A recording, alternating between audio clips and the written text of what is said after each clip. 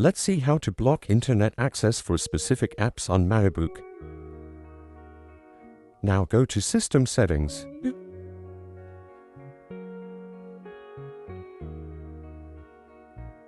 Then Network Settings.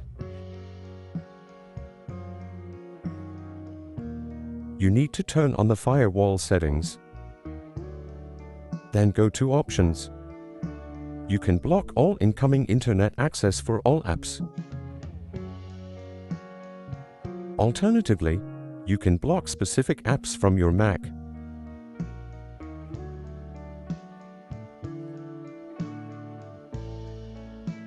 Now select your target application.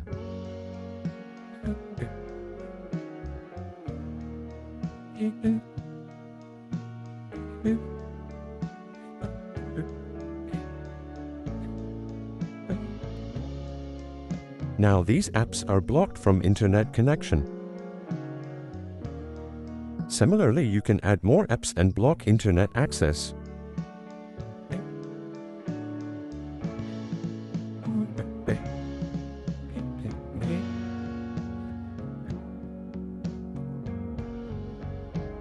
This way, you can block internet for specific apps on your Mac.